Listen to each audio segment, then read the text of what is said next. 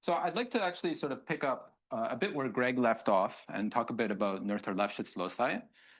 For people who are sort of more interested in maybe Calabi-Yau varieties, everything I'm going to say generalizes to an arbitrary family of algebraic varieties. It's just kind of easier to illustrate sometimes in the case of hypersurfaces in P3. So that's just the example I want to focus on, but very quickly it'll become more general and it'll be sort of,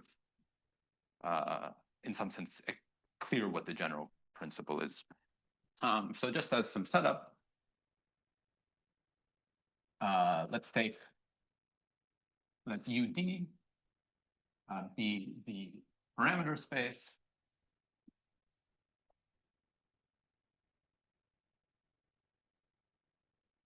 all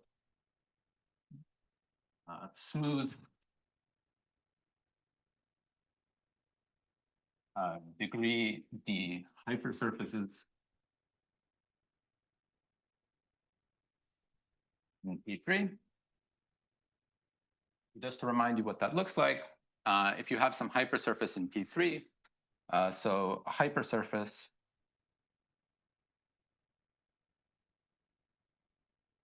is associated to some kind of polynomial f, where this is going to look like some coefficient, let's say AD 0, 0, 0, x0 to the d plus a d minus 1, 1, 0, 0, x0 to the d, x1 to the d minus 1, and then more terms. Basically, you write down some homogeneous polynomial in degree d.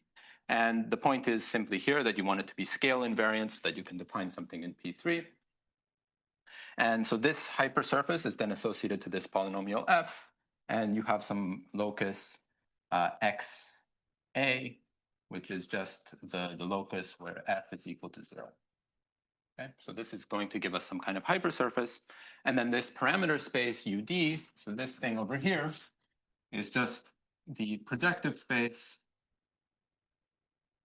with these variables, these AIs. So there's some kind of collection of possible coefficients. You look at that polynomial ring, you take that projective space, and then you subtract some discriminant locus. So this is some closed locus where x associated to this A is singular. Okay. And one of the interesting questions that was first sort of considered by Noether and later sort of understood better by Lefschetz is the question of when it is that these hypersurfaces contain some kind of unusual curve. So if you want to take such a hypersurface and you want to find a curve inside it, the simplest way of doing it is to take the hypersurface and intersect it with another hypersurface. But that's somehow uninteresting. You want to find curves that don't arise in this fashion. And so let me give you some examples. So as an example, consider the case where d equals 4. So then here's a fact. There is a polynomial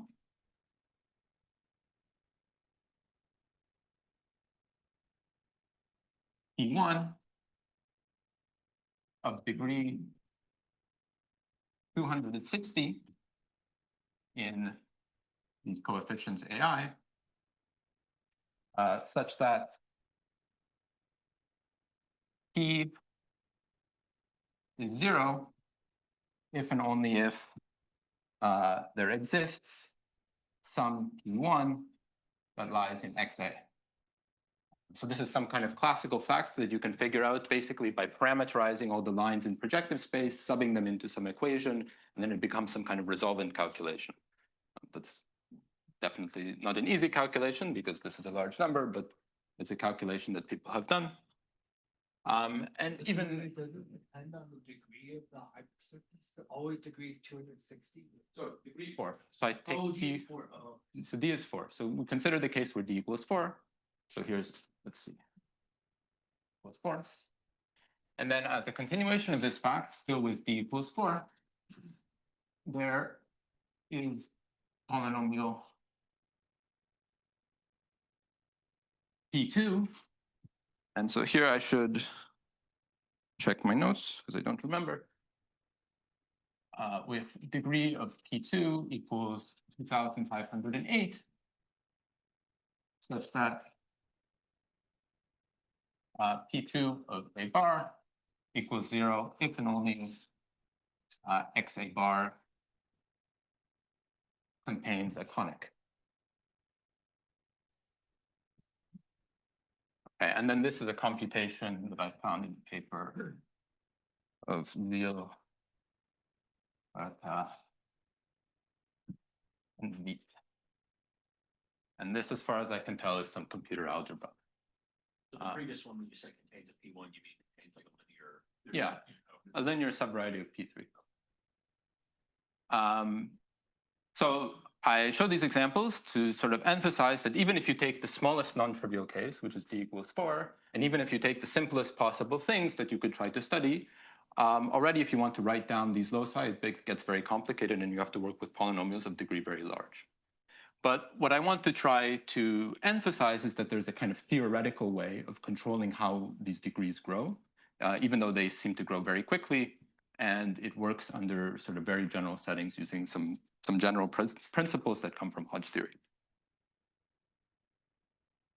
Okay, so let's try to remind ourselves what the Noether-Lefschetz locus is.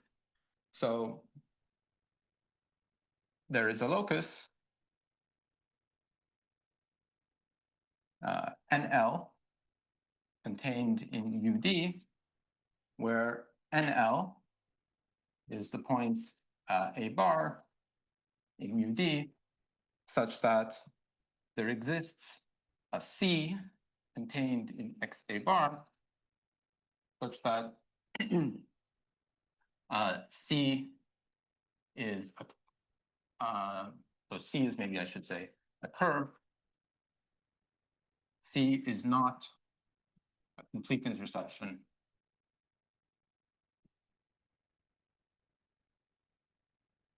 section. Yeah, I should write this somewhere where it's legible. It's not a complete intersection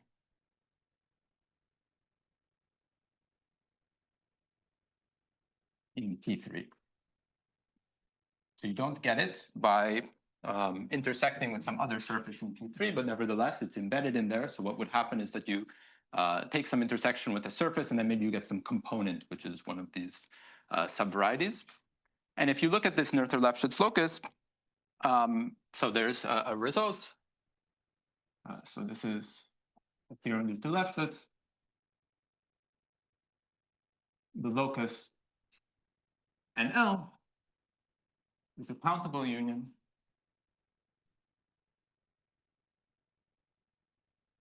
of closed algebraic subvarieties of UD. So this is something that Greg explained to us. And just to remind you as well that there's a theorem due to Silberto, Harris, and Miranda.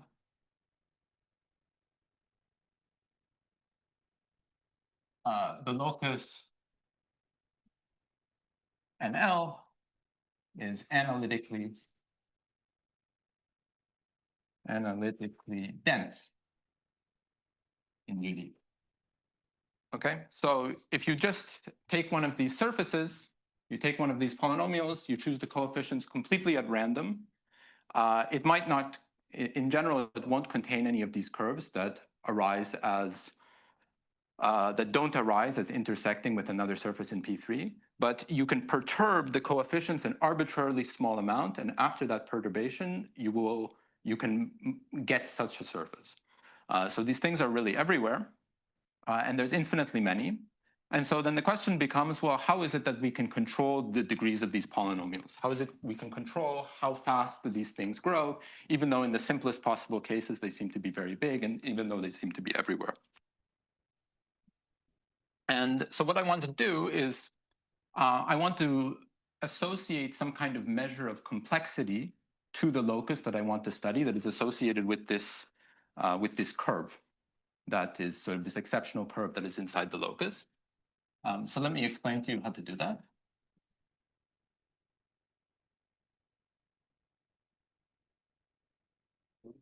Yeah. Is it obvious that her being a complete intersection is the same thing as it being a complete intersection between this hypersurface and another hypersurface? For me, that's the definition. I'm saying it's a complete intersection in P3. So for me, that's the definition of being a complete intersection in P3. I guess what I'm saying is, if it's a complete intersection of two different hypersurfaces, neither of which is this one, is it obvious that that implies it's also a complete intersection that uses this hypersurface? Sorry, can you repeat the question? Once, like, suppose the surface is curve is on S. Yeah. Suppose the curve C is the intersection of like S prime and S double prime. Those are two completely different surfaces. That can lie on your original surface. The line intersection could be surfaces. Yeah. But then you're intersecting with three surfaces. Is that what you're saying? No, just two. Suppose that it is a complete intersection of two other. Oh, it's no. Sorry. The complete intersection should use the original equation of the surface. With the conic and the line. Yeah, exactly. By the way, before we continue, just to relate to this, Professor, are you aware of this work by Panda and Maulik, who computes this Noether-Lefschetz degrees using Gromov-Witten invariant? No, but I'd be. There is such a paper, I can send it to you.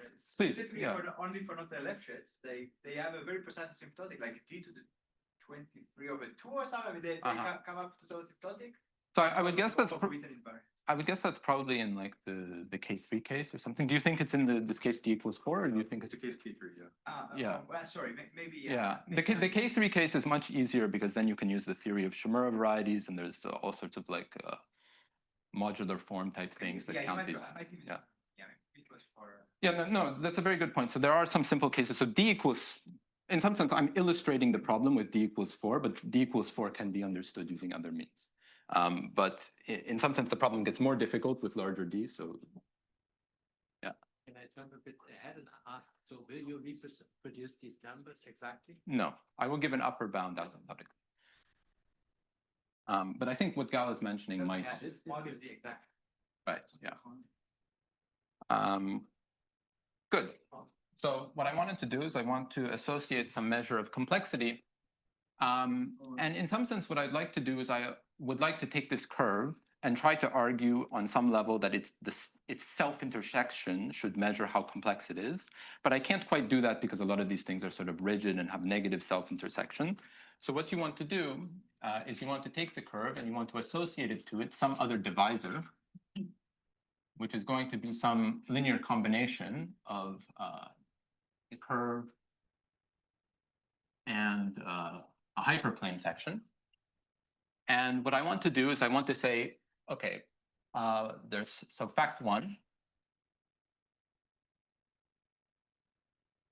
if C is not a complete intersection, so again, I mean complete intersection using the equation of the surface in which it lies, is not a complete intersection,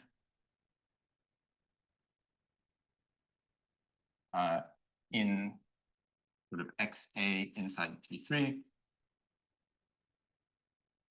then there is such a DC such that if I take the class of DC and I take its cup product with the hyperplane section, I get 0, and also the self-intersection of DC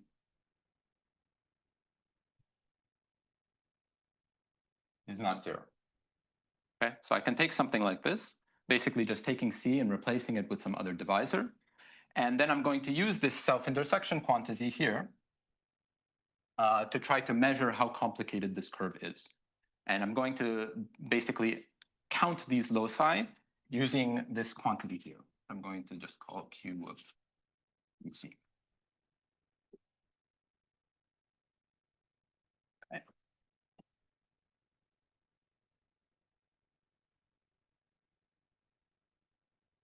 So for people who are familiar with primitive cohomology, all I'm doing here is I'm saying that I'm taking a primitive cohomology divisor that sort of witnesses the fact that I have extra algebraic cycle classes in the cohomology. And then I have a definition, NLQ, which is going to be on my points S in NL, such that there is, so maybe I should write A because that's my notation. There exists C in NLA bar. And so the point here is I want to take this DC such that this quantity is minimized in absolute value. There's many possible choices for DC, but I'm going to just pick one.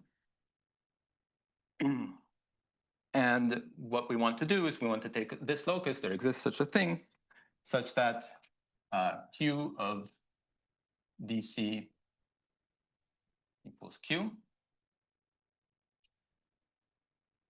And then there's a fact, NLQ contained in NL is algebraic.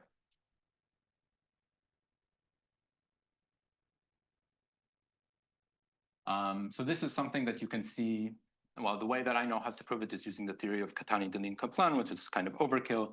But somehow what it's telling you is the fact that once you restrict to the primitive cohomology, this cup product is positive definite. And when you act with the monodromy, when you sort of parallel translate your classes around, there's only finitely many ways that you can act on these classes. And so that tells you that you don't get infinitely many components somewhere locally. And so once you do this, the result is as follows. Maybe I should write it on a new board.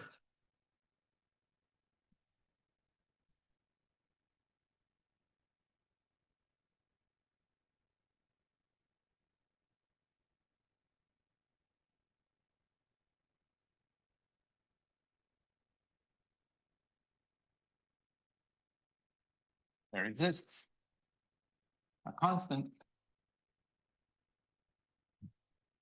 C greater than 0, depending on D, but depending, I guess, only on D in some sense, like only on the family of algebraic varieties and D, such that the degree NLQ is at most C to the Q, and then there's going to be some exponents. So there I'm going to have a B2 minus 1 squared plus 2H20. And then there's B2 minus 1. Okay, let's make some room for ourselves.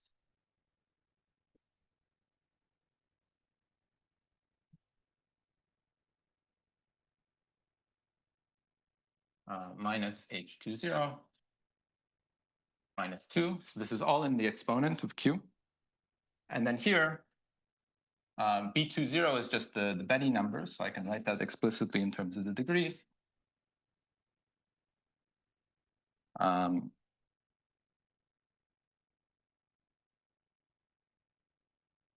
This. And then H20 is the first Hodge number. You may know as D minus 1 choose 3.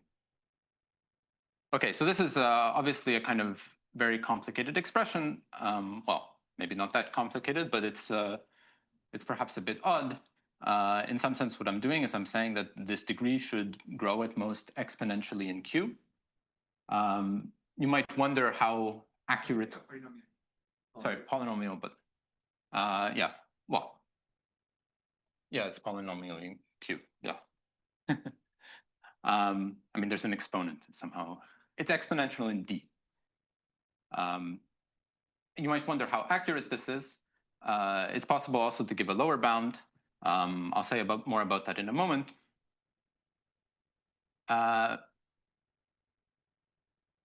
So in order to solve this kind of counting question, ultimately what I want to do is I want to try to relate it to Hodge theory, and I want to relate it to counting vectors. So somehow what's happening here is that for each of these divisors, I'm associating some cohomology class. And basically the idea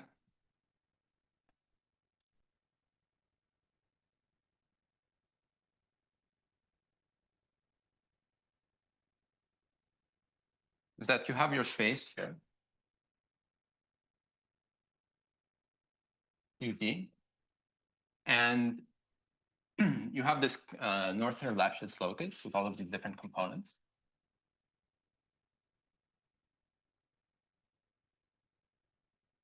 And so this is some locus that gets more and more complicated. And what you want to do is you want to take some kind of generic hyperplane of the right dimension.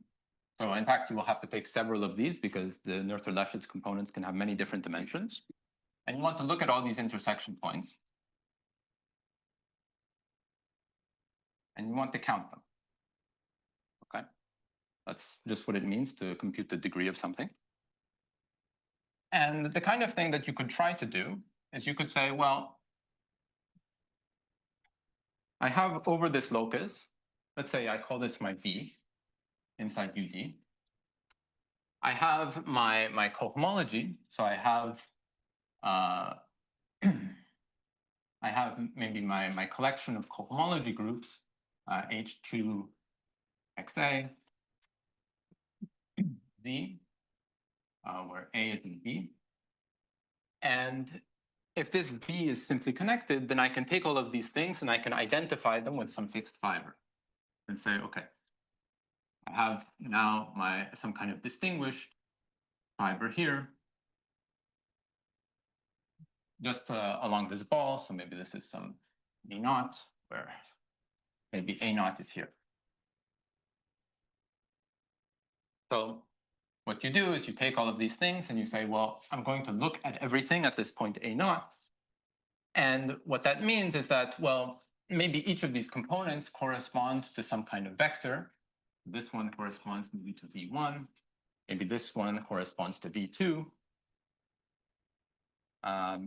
Maybe this one here corresponds to V3. And you want to take all of these things and you want to say, well, over here I have all these vectors, V1, V2, V3. And also I have this larger complex space. So I have XA here, C. And associated to all of these points here, I have some kind of collection of Hodge flags. I have this set of flags that come here. And the kind of thing that one wants to count, which would give a kind of approximation for the number of points that we expect to get here, is something like, we can ask the question,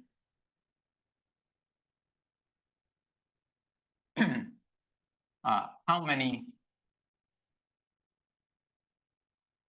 vectors in H2 X A0 Z appear in the union. So now you take this union over A and B, and you take the union of all these first piece of the Hodge filtration. So somehow what's happening here is these are all the different Hodge flags that you get from all the different points here. And you can get all sorts of different vectors associated to all sorts of different components. And the question of how many of these intersections you get, each intersection is going to correspond to at least one such vector. The correspondence is not a bijection by any means, but there's some kind of relation between them. And at the very first level, the kind of thing that you want to do in order to understand this problem is you want to say, okay, at least on some neighborhood, can I figure out how many vectors are associated to some flag in this neighborhood, lie in the middle piece of some flag. Okay. So this is just the kind of very naive strategy that one wants to execute, and there's various problems with it. Okay, so let me make some remarks.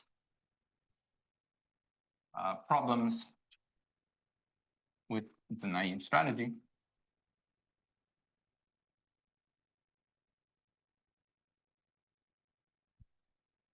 So problem one,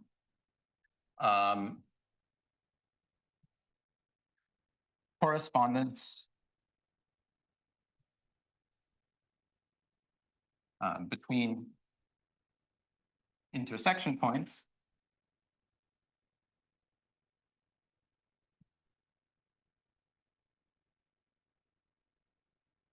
and vectors is not bijective, or even really close to being bijective in general. There can be a lot more vectors than there can be points. A second problem is that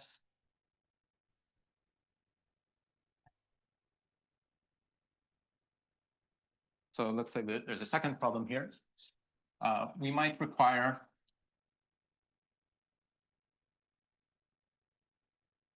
infinitely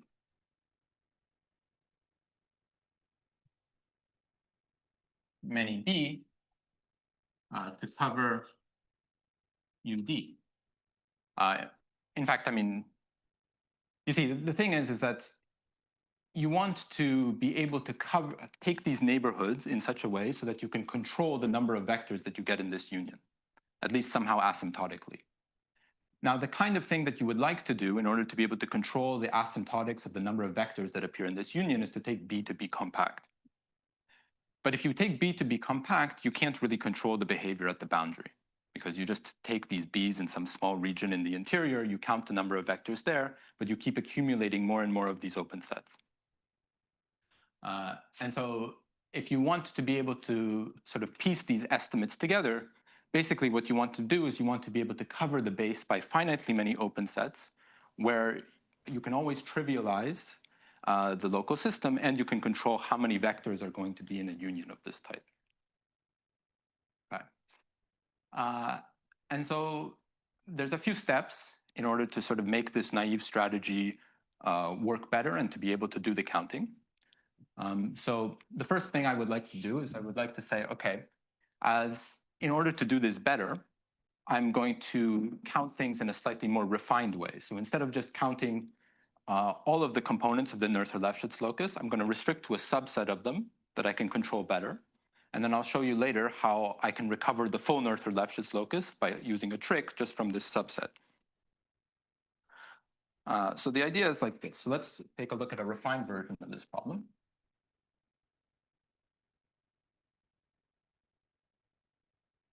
And what we do is if we have a vector V in H2XA, now with coefficients in Q, we're going to allow some more general vectors here to consider. We're going to let AV in Q star be the unique scalar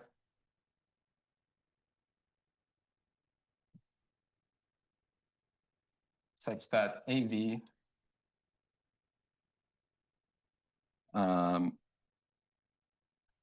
AV times V is integral.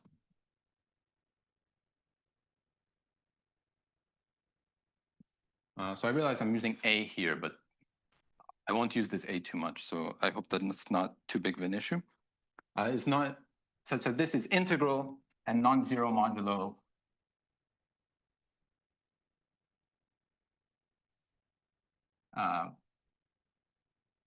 modulo each prime. Basically, what I want to do is I just want to clear the denominators. Okay? So you take a rational vector, you clear its denominator. And after that, I'm going to take some refined counting quantity, which is just going to say, okay, to a rational vector, I'm going to associate, so this Q is my cup product, my polarization. And I'm going to associate the polarization of this integral scaled piece. So basically, I'm going to force it to be integral. And then I'm going to look at this quantity, and I'm going to extract out the square free part from it. So I'm going to say, well, it can be written uniquely in the following way. So this is a nu, this is a v, like this. Okay, so it's some integer. You can extract out the square free part, and you can extract out the square part. And then we're going to have another Noether-Lefschetz locus, NL, UV, which is just going to be these S's, such that there exists non-zero.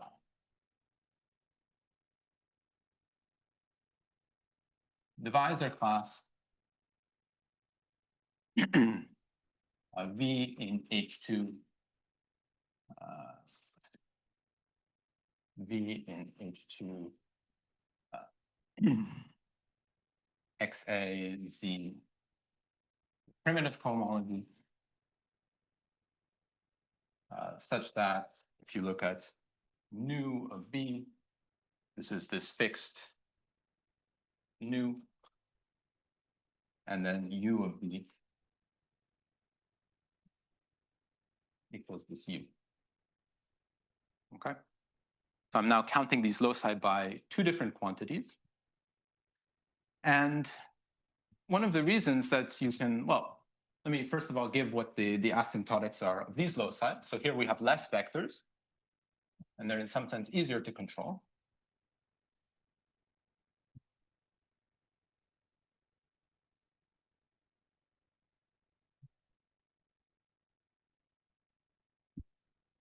And so then we have a theorem.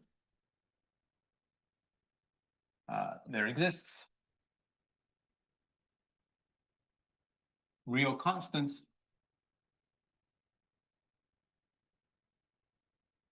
Cu and C prime U greater than 0, such that Cu nu B2 minus 2 lower bounds the degree of NL U nu U. And then this is upper bounded by C prime U nu of B2 plus H20 minus 2. So if you remember the previous expression, this is sort of much simpler than what I had before. And previously, when I had an upper bound, I had an upper bound here, but there was some kind of constant out front, and then there was a Q, and then there was exponents here that were basically, they looked kind of like squares of these exponents. They look something like B2 squared plus 2 H20 plus something. Okay, so what is the relationship between these two things? The relationship between these two things just has to do with if you take the variation of Hodge structure V that comes from this family, so V is the VHS that comes from H2.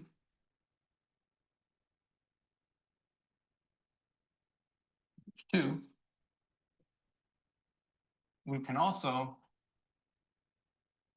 consider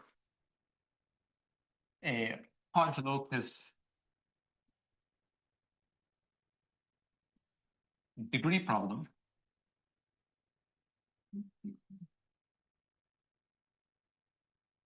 for V tensor V. And so the point is here is that I've done this kind of trick where I'm saying that I'm going to consider these loci where I have a fixed square free part. I have a fixed U. And that's not going to get me everything. That's going to get me some fraction of the Noether-Lefschetz locus. But actually, the technique that I'm going to do works for an arbitrary variation of Hodge structure. And so what that means is that if I then take my variation of Hodge structure that I started with and replace it with the tensor square, then I can consider the exact same problem. And it turns out that in that setting, I can always define my Hodge loci with something with U of V equals to 1. And so in fact, this bound, when applied to V tensor V, is going to, so this this theorem should now be interpreted in the general sense if I just have an integral polarized variation of Hodge structure instead of the specific family of surfaces in P3 that I started with. This theorem will actually recover the original theorem after replacing V with V tensor B. Okay. So what is the point of this whole thing where I'm extracting the square free part and so on? The point has to do with basically that I want to associate this kind of cup product measure to counting points with a given denominator. So if you allow yourself to consider only vectors with a fixed square free part here, then you can always take this new V and bring it over to the other side and divide both these sides by new V. So what that means is that, so just as a comment, if we work with a fixed UV, then the quantity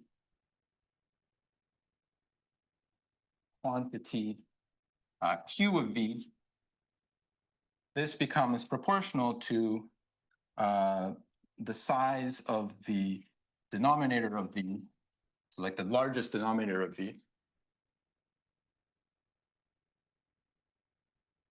squared. And so this makes the problem much more arithmetic. So what we're going to see is that when you eventually do this kind of counting, and you start counting the number of rational points that are in the union of all of these Hodge flags, the fact that you can just look at basically the heights of these points, the size of this denominator, makes things very much simpler. Okay, so that's one thing I want to do as a sort of refinement. And then the other thing that I want to recall is that there's this very nice theorem of Baker, Klingler, Zimmerman, which I have somewhere. So maybe I should recall, first of all, that associated to B,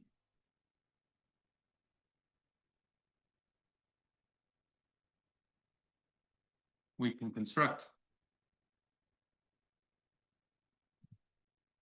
period maps.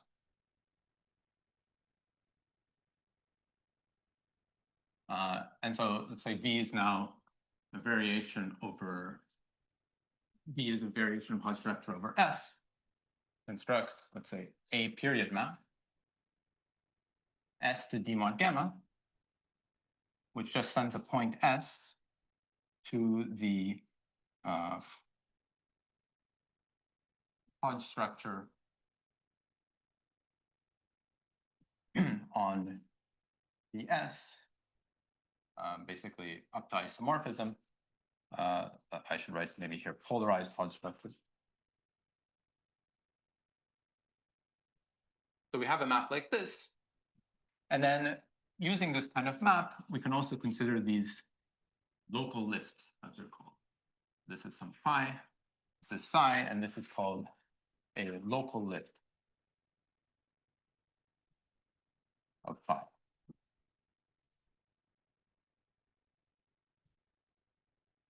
And what the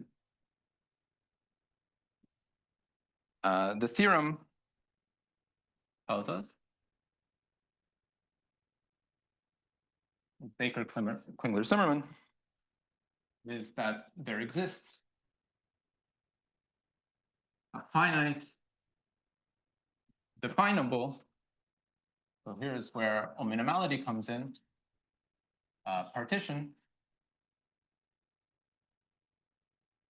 S, where we have it as a union, I equals 1 to n, di,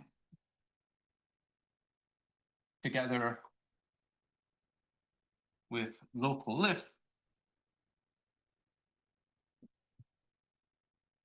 psi I, mapping bi to d, such that each psi I of bi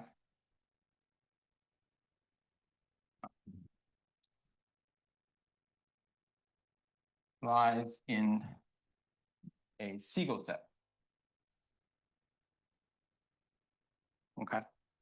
So somehow what I told you before is that I want to look at all these different Hodge flags on some region bi when I had this circle here. I want to look at all the different Hodge flags that I get, and I want to count all the possible vectors that lie in one of those Hodge flags.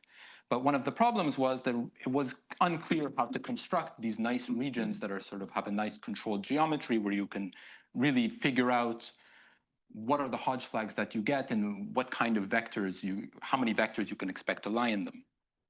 And this region, this word Siegel set, gives you some kind of subset of these. So this is some kind of space of all Hodge flags that it potentially has some kind of controlled geometry. And so the way that we're going to solve this kind of question of counting these loci by counting these vectors is by counting loci inside Siegel sets or associated to Hodge structures in Siegel sets. So where's my eraser? The eraser is over here.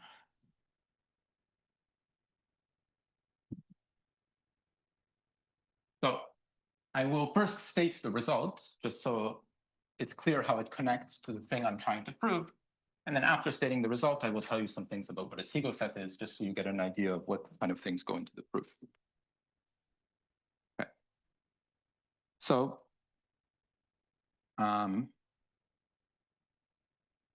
the result is as follows.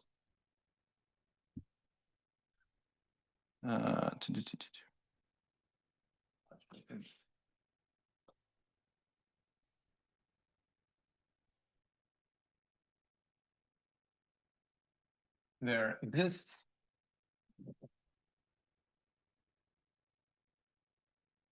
a constant C equals C of G, or G here, Siegel set. Siegel.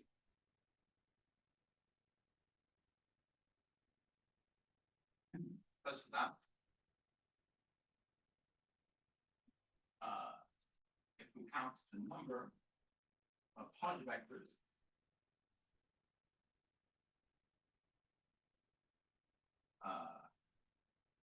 associated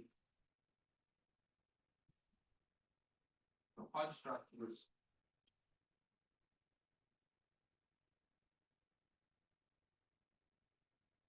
G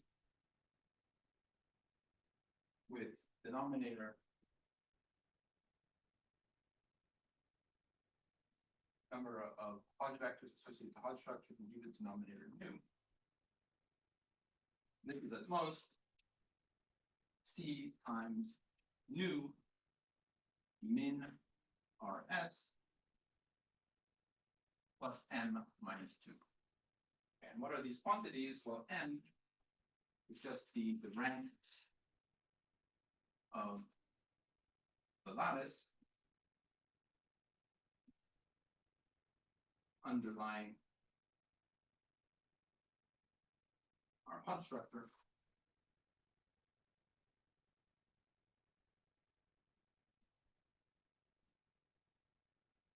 And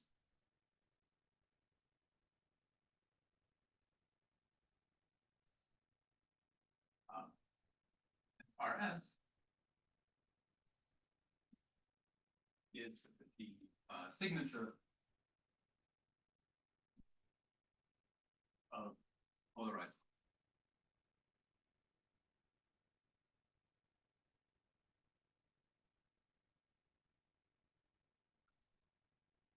So somehow this is a very similar thing to what I was writing before. It's just that these components here were replaced by a Betty number and some Hodge numbers. But you can kind of hopefully see the relationship. Basically, I take all these, this question about these Hodge structures. I want to count vectors above them. I say all of these Hodge structures actually associated with Hodge structures in the Siegel set, and then I count the vectors there. And this is how many I get in terms of the denominator. And by what I said before, that denominator is related to the polarization value once you factor out the square free part, and then you can use straight to recover the rest. How much time do I have? Well, we started a little bit late, so maybe 10 minutes. So I'll just tell you a little bit about what a Siegel set is. The estimates get a bit technical. So I want to first of all tell you something maybe heuristic. So here's just two facts about these Siegel sets. So maybe I should say something else as well. So a Siegel set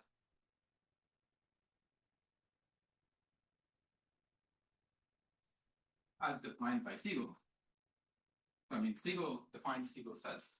He has some notion of Siegel sets, but he wasn't talking about variations of Hodge structures.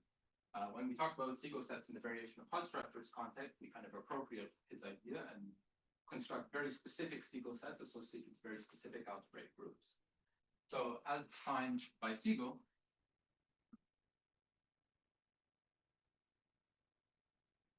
is a subset of the real point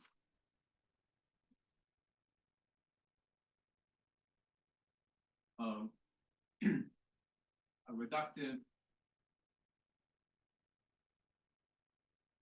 algebraic group G over Q. And Defined by Borel. by Corel. Yeah, because Siegel, I don't think he knew what a Okay. reductive group over Q is really, but probably I'm gonna guess Okay, it was Borel. as defined classically. I don't actually know if it is. But it's in Borel, you'll say it's Borel. Yeah, it's probably not defined by Siegel. It's a subset of the real points of a reductive algebraic group over Q. And then in our setting,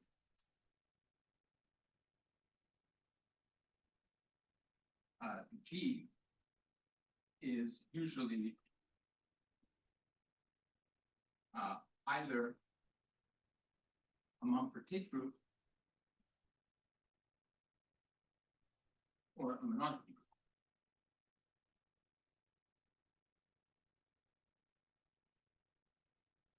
So the two are sort of very closely related. Actually, in most situations that you come across, you can almost take these two groups to be equal of some kind of torus. And then what you do, if you want to recover the Siegel set in D, you have some kind of action. So G acts on D. So G acts in this way on D. And you construct Siegel set in D in D. One takes certain orbits. So if we had some kind of Siegel subset, is a subset, let's call it script A. You take certain orbits A times H with H in D, and where A is constructed as a product, A equals, well, it's basically some kind of triple. It looks like omega AT So what happens here is that associated to each H in D, you have some kind of unique maximal compact group, which contains the centralizer of the, if you're familiar with the action of the linked torus. So somehow to each Hodge structure, you can associate this kind of torus action.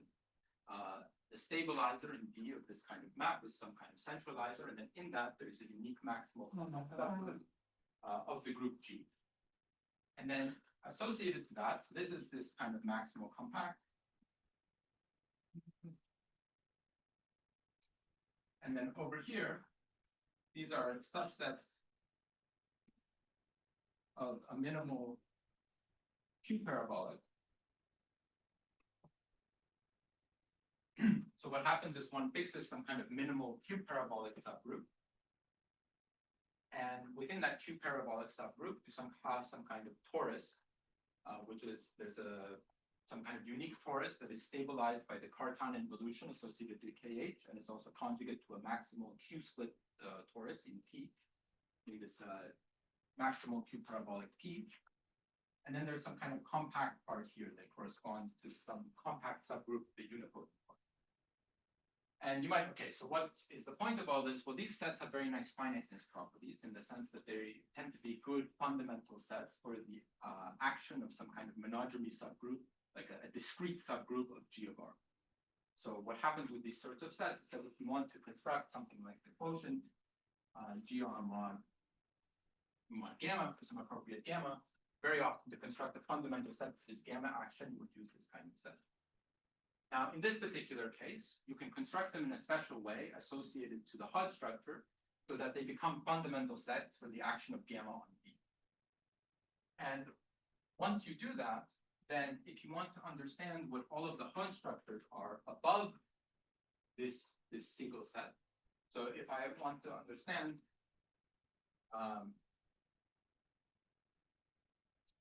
all Hodge vectors above a point in H are an orbit A times B, where B a real Hodge vector.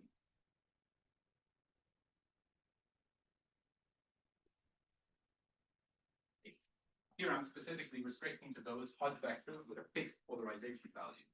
So somehow I've extracted this U. So all Hodge vectors with Q of B, with U. And the point is basically just that it's these Siegel sets, I mean, this KV, this maximal compact subgroup, acts transitively on all of the different points inside associated to this Hodge structure with this kind of condition. Then you can move them all around to all the other points. And so what you end up having to do is you end up having to control the Hodge vectors inside an orbit like this. And one of the reasons that this is difficult is because these orbits, they're non-compact in general, and they also have infinite volume. So there's a kind of natural volume measure on the coset space. So if H is the stabilizer of B, then there's a natural volume on this space. And you can look at this orbit in this space, and this will typically have infinite volume. And so it's kind of hard to count points in a space that is non-compact and has infinite volume. But the kind of behavior that you get like a kind of hyperbolic behavior.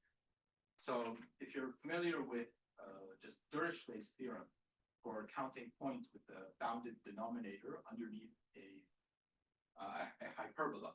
So if I just take usual hyperbola here, and I try to count integral points in here, then if I'm looking at points with some fixed denominator, there's something like nu squared log nu of each point. Something approximately like this. Simply because these tails decay fast enough that eventually they so that you can't get points with some fixed denominator. You will get some kind of grid, and eventually this is below the grid line. And so what happens is that when you compute these Siegel sets very explicitly, in explicit coordinates, you can choose the coordinates such that you can partition, you can somehow decompose this locus into something that looks like this, but in sort of all the different coordinates. And once you do that, you're able to do this kind of estimate and prove this equality. And that solves the degree problem for all awesome.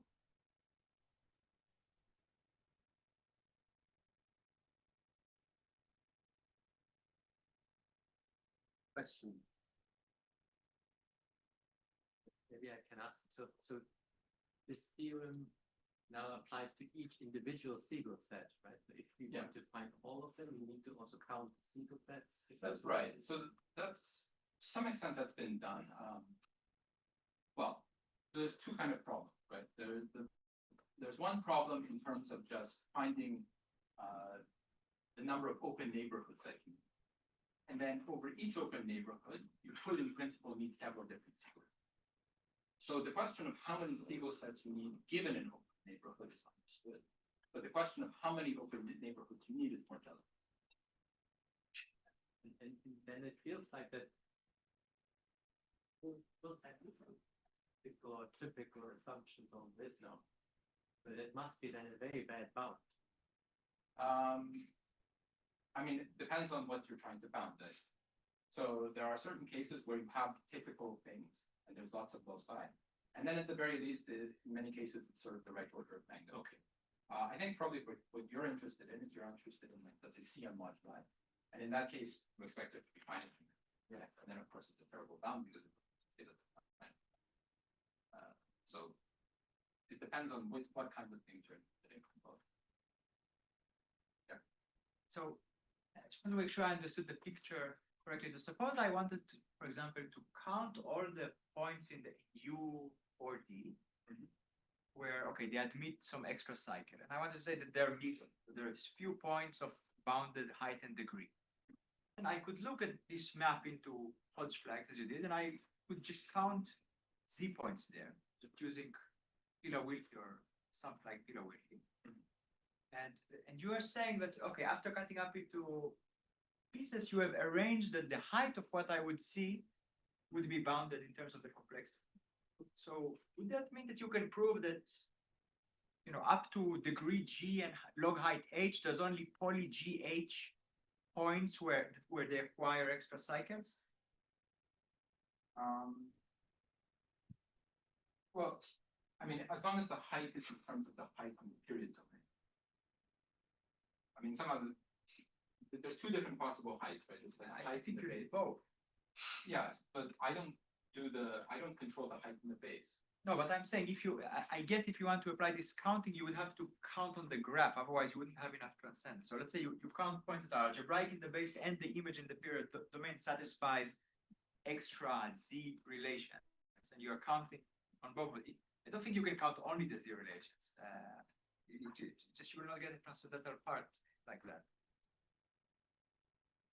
So like I'm saying, let's say you want to count CM points in a modular curve. Yeah. Right. So if you just check when the J invariant satisfies, I don't know, imaginary quadratic field, where you cannot count that. It's a one-dimensional thing, and it's not unlikely. But okay, you can count the points, Z such that J inverse of Z is also algebraic, or both of them being algebraic, and then you can get a bound like, okay, this does not contain this is fully transcendental, so it should contain very few algebraic things of bounded height, assuming you have bounded the height upstairs as well. So you bound the height of the Z relation up in the period. First of all, when you say Z relation, what is the Z relation? I mean, you want something to line like to have come from Z homology. So it means if you write the period matrix, it will satisfy some extra relations over Z. Like these relations, you are saying that they are bounded height. I mean, they are related. So I don't think I'm bounding the relation, just bounding the height of the vectors that are independent of that. Okay, but wouldn't these vectors translate to the relation between the periods? Maybe, but I mean, somehow you need like a Durand basis as well. Somehow this statement about sequence that doesn't seem serious at all. Yeah, but if you write the period matrix in a Durand basis, right? And then having a class H2Z being represented by this Durand should correspond to having some Z linear relation between these. Okay, well, we can talk about it now. Could you just either reiterate or maybe they can restate or say for the first time what part of the setup corresponds to this fact about Hodge vectors over a Siegel set? I mean, is that somehow, where's that coming from? So why am I controlling Hodge vectors associated to a Siegel? No, just why is this true? The box statement. Right. Well, basically, it's just some group theory. So first of all, it's not true for like an arbitrary G. It's true for T being SO S. And basically what happens here is just that when you look at how these sort of the real points here act, then you get some kind of direct decomposition of your Hodge structure. So if you have a Hodge structure at S, BS, then it's B even plus B odd. And then at some point, you know, you get an orthogonal group acting here and an orthogonal group acting here. And basically, the orthogonal group will act transitively on all the vectors with like a fixed size.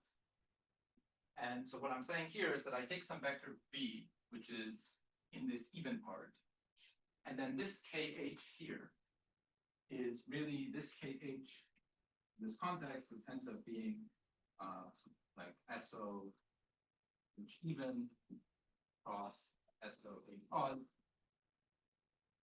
And so then it will act transitively on all the vectors with a fixed size that lie in this even thing. And then once it acts transitively on that, then the other parts here of this set kind of move. They identify all of those sort of pieces of the Hodge decomposition with all the other associated pieces of all the other Hodge structures that lie over this single set. Okay, so it's some calculation. Yeah, You can get some kind of heuristic for the exponent to be half the rank of half B2 using like theta functions. In case BK. No, in all cases. Okay, I'd like to discuss. That's very good. Can you make sense to what she has as pretty straightforward? Yes. So in some sense, the bounds of the original bounds, they were using the fact that this works for Hodge tensors. It works for an arbitrary variation of Hodge structure. In the sense that simply you take B tensor B, and then it becomes a Hodge vector in the tensor, and there. So it's just a general. Thank you very much.